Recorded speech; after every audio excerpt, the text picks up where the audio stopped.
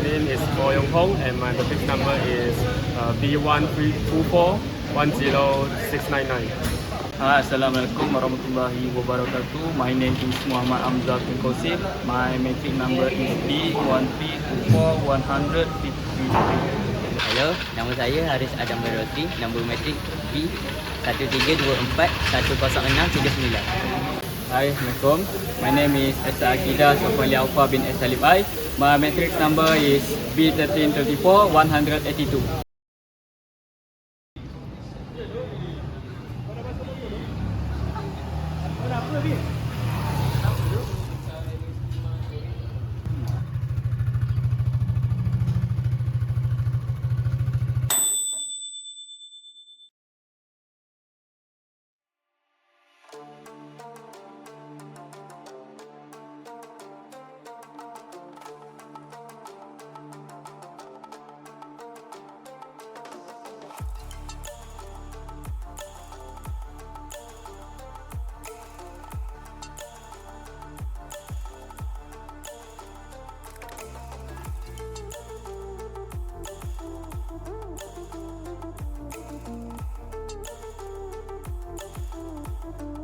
So after we take out the brake pad from the brake, we can see the condition of the brake pad. Both are still even, but a bit rusty, and there is brake dust. The brake pad do not need to be replaced.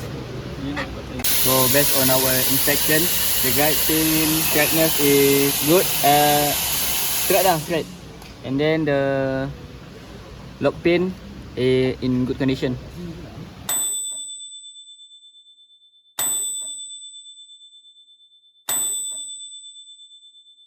Okay, now we are going to do inspection for the master cylinder.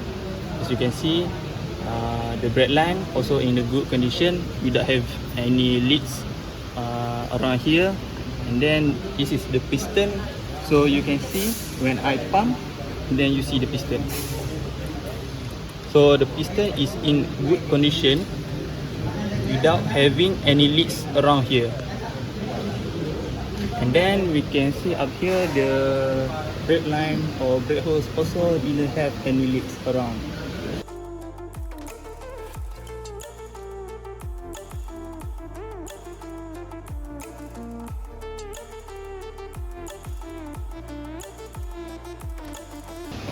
So this is the piston. Just now we disassembled from the caliper, and you can see the condition of the piston is in good condition. The inner surface is smooth and no crack, and the outer surface also in good condition. Can feel from my hand is in good condition. So next we inspect the cylinder bore of the caliper. You can see here the inner surface of the cylinder bore, no crack. The surface is even and in good condition. So after we take out the brake pump cover to inspect the diaphragm condition, we can see that the diaphragm is in a good condition, no damage at all, and still can be used, no need to be replaced. Right now we want to measure the thickness of brake pad.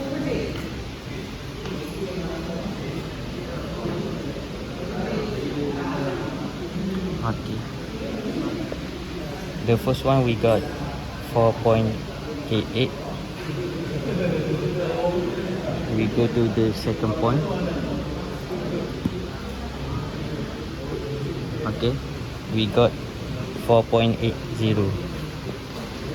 Right now we want to measure the second brake pad. The first point we got 4.79, and the second point we got 4.88. Okay, right now we want to do the rub test for the brake pad and this rotor. So first thing first, we have a chuck, and then we want to chuck all over this brake pad first.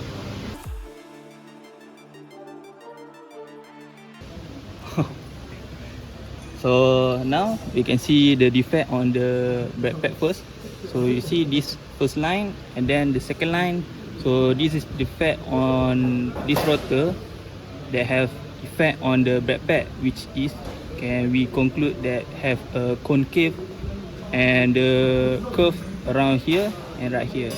So this concave can affect, so the chuck is gone, this line and then second line. So right now we want to use another brake pad, so we chuck all over this brake pad first.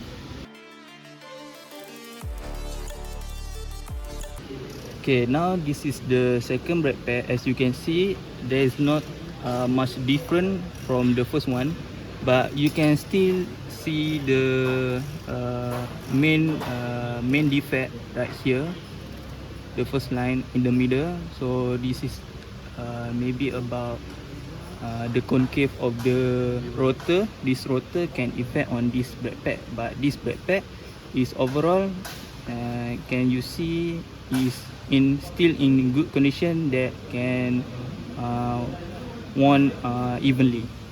So now we're going to measure the brake disc thickness, and first we use the chalk to draw 6 points on the brake disc. 1, 2, 3, 4, 5,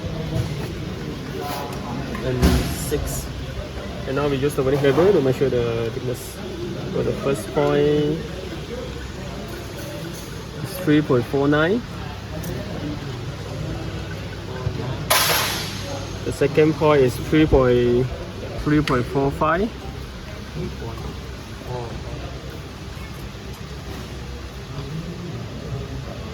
The point number 3 is 3.48. Point number 4 is 2.51.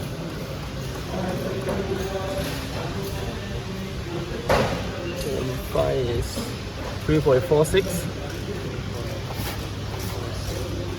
The last point is 3.51. After we clean up the caliper, we have to put back the cylinder, the piston into the cylinder bore. So before we put it in the cylinder bore, we put some rubber grease, and then we put it on.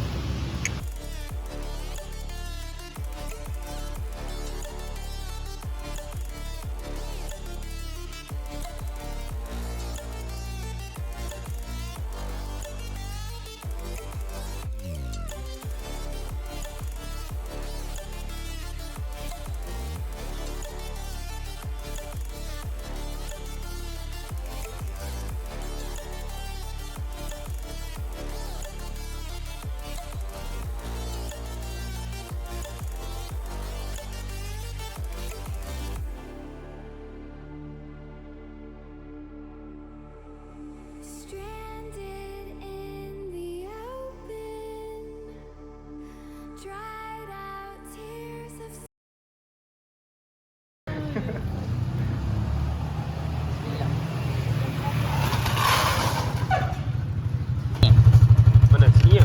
Sini ya? Tengah-tengah tu lah. Tengah-tengah tu ada.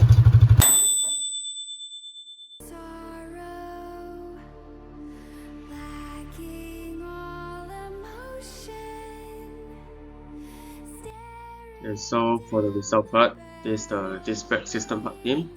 So I'm going to explain the disc brake system part name. So the first one is the disc brake, and the second one is both hexagon socket button, and the third one is caliper assembly right, and fourth is piston assembly caliper, and number 5 caliper seal kit, 6 boot caliper, 7 boot tool, 8 brake screw kit, 9 brake pad kit, 10 clip, and 11 support pad, 12 pin pad, and 13 grip pad, and 14 machine caliber, and the last one is bolt French. Okay, next up, I want to discuss about the condition of these brake parts. So the first one is the wear indicator. So we see the brake caliper is in good condition, but just a little bit of dusty and then need to be cleaned. And the second one is this brake surface. We see the disc brake, it doesn't have any crack, but a bit of groove from worn out in the long time. And then the third one is outboard brake shoe or brake pad. The condition also in good, no need to be replaced and still can be used. And then we measure the thickness that have 2 points. The first one is 4.79, second one 4.88, and then the fourth is the inboard brake shoe or the brake pad. And the condition is still good, and we measure the thickness that is 4.80 and then 4.88. And then the fifth one is the piston. So we see the piston is still in good condition without have any scratch. And then the sixth is the cylinder bore, still in good condition. And then the last one is brake line and hose, also good condition without have any leak or damage to it. And then next up, the table at the top is I want to share about the inspection of this brake condition. So we do have 3 tasks on our lab test. The first one is the rub test. So this rotor have a bit of concave, as you can see in the picture, this line and then the bottom line. And then next up is number 2 is guide pin, lock pin straightness. So we see the inspection, it doesn't have any bend, also good condition and straight. And the third one is the disc thickness measurement. So we have 6 points in video, you can see. First one is 3.49, second 3.45, third 3.48, fourth 3.51, fifth 3.46, and then last one 3.51. So as you can see, all the value is not much different, which means the disc brake or disc rotor is still in good condition without have any bend or worn unevenly. And then the bottom table here is the inspection of brake fluid condition. So the first one, whenever we want to do the lab test, first we inspect the brake fluid condition. So we see the brake fluid is thick or gummy condition and also have a particle inside. But after we have done the servicing, the brake fluid, as you can see in the picture, is smooth and clean. And then number 2 is brake fluid level. So the first one we see before the servicing is above half, which means not fully enough. But after we have done the service, we put or top up it to full. And then the third one is visual inspection or the color of the brake fluid. So before we service, we see the layerish or the brownish, and then after it the clear color, as you can see in the picture. And then what type of brake fluid do we use? We use dot 4 brake oil, also in LC135 we can also use dot 3 brake fluid. So 7.0 discussion. Question number 1. Based on your finding, what is the condition of the brake pad? Should it be replaced with a new pad? So based on our finding on the lab test, we found that the brake pad got a flaw which is on the middle part of the surface here and here, which you can see that there is no effect of friction, only the upper and the lower side on both picture. That is because the paddle was already worn and thinner than the upper and lower part of the brake pad. After than that, there is no other flaw or defect found. The brake pad still can be used for 1.5 years until it should be replaced with a new pad. And then question number 2, how does the condition of the brake fluid affect overall brake performance? So the condition of brake fluid affect brake performance because old or contaminated fluid can absorb moisture, reduce braking power, cause spongy brakes, and lead to overheating or corrosion. fresh fluid ensures smooth and self-braking. Over time, it absorbs moisture, lowering its boiling point and causing bread fat or sponginess under heat.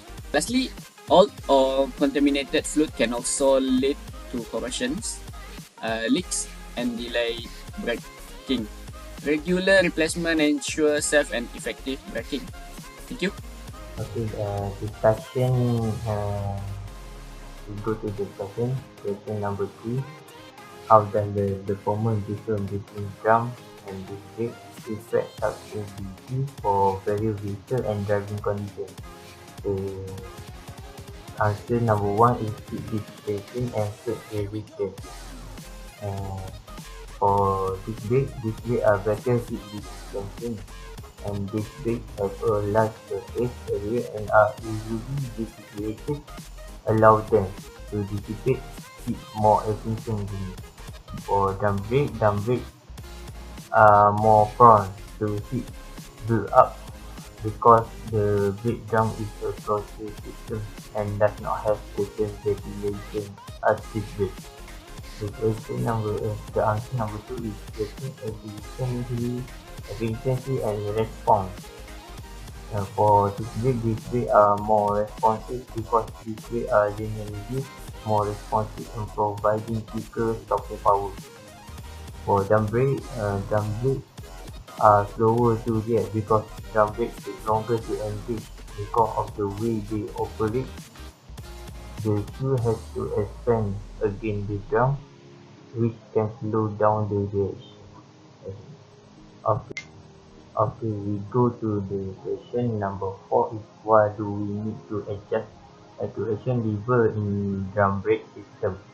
The actuation lever in the drum brake system needs to be adjusted to maintain proper because shoe clearance as the brake shoe wear down over time. This adjustment ensures that the brake shoe remains in the correct position relative to the brake drum, allowing for optimal braking performance without adjusting the actuation lever. The brake shoe may not engage the drum properly, leading to reduced braking efficiency, increased wear and possible braking failure. The adjustment ensures that the brake stay responsive and effective throughout their lifespan. Alright, so the last part in our lab test is I want to discuss the conclusion on our activity or the lab test that we have done. So the first thing is the brake is an important criteria for every vehicle, no matter it is a car or motorcycle. So in this lab test we have learned so many things, especially motorcycle, in how to service brake system, what is the best brake fluid condition, and what is the minimum of the brake pad or this rotor. So we have done the measurement on the brake pad down picture here, the input and the output. So we have 2 point. Output is 4.79mm and then 4.88mm, and inboard is 4.80mm and 4.88mm. So we can see that the difference is not so much from between these. So this means that the brake pad is in good condition, also can be used in the long time. And then we can see the picture down here, the brake pad is wear evenly, so that means the piston is perfect operation without have any leaks or without have any scratch inside. So what is the minimum of the brake pad that we have discussed, or we have do some research? We see the minimum for the brake pad is 3.20mm for every vehicle. It doesn't matter it is a car or motorcycle. Why is it important to measure this brake pad, or you need to service the brake pad? It's because you want to prevent from accident like this picture. So we also want to service the brake caliper to maintain the more quality of the braking system. Also we need to have more grip and more safe for user when braking, especially in emergency or in the rain condition. Also when someone you want to stop the vehicle suddenly to prevent an accident. So I want to conclude the lab test we have done is very important for every vehicle that we use daily.